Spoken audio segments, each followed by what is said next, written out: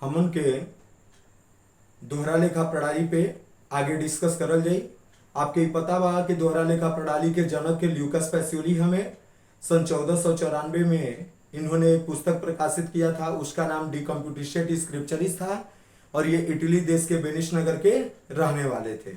ठीक है, इनको father of double entry system के नाम से भी जाना जाता है। ठीक है, और हम लोग मेरे भाई है जरा देखल जाए कि डबल एंट्री सिस्टम में according to double entry system average transaction is effective by two parties, first debit and second credit. Double entry system में देखल जाए कि यहाँ पे टू साइड होला। पहला साइड का होला, ये आपका डबल एंट्री सिस्टम में है मेरे भैया। Double entry system two side होता है, एगो डेबिट होला और दूसरा का होला क्रेडिट होला। एगो डेबिट और दूसरा क्रेडिट।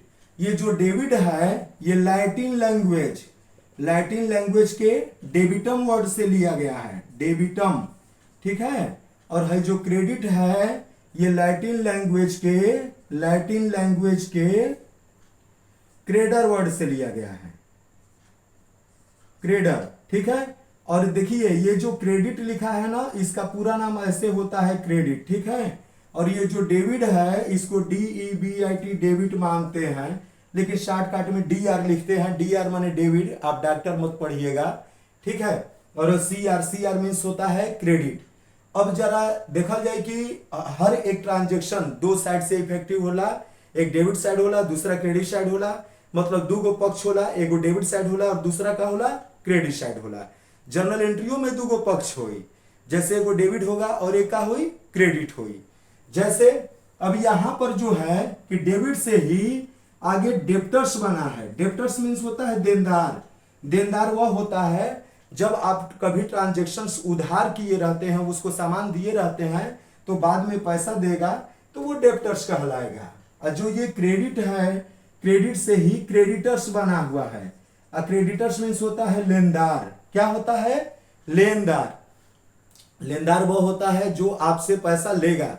जैसे मान लिया जाए कि आपने क्या किया, किसी सामान को आपने उधार खरीदा, तो बाद में वो पार्टी आपसे पैसा लेगा।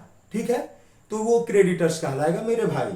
अब इसमें जैसे दो पक्ष होता है, एक डेबिट होता है और दूसरा क्रेडिट होता है। तो आप जान रहे हैं कि according to double entry system every transaction is effective by two parties, first debit and second credit.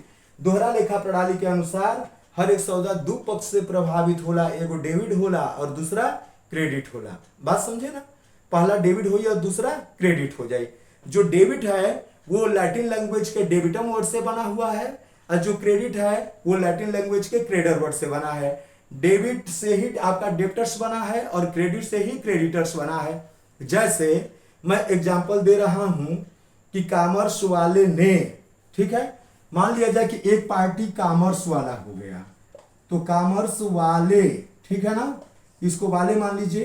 Commerce वाले ने फिजिक्स वाली से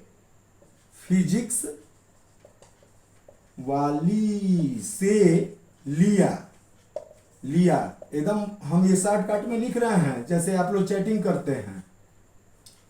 कॉमर्स वाले ने फिजिक्स वाली से लिया। क्या लिया? पैसा। ठीक है, पैसा लिया या माल भी लिया या फर्नीचर भी लिया या एसेट्स भी कोई ले सकता है, कोई सामान ले सकता है भाई।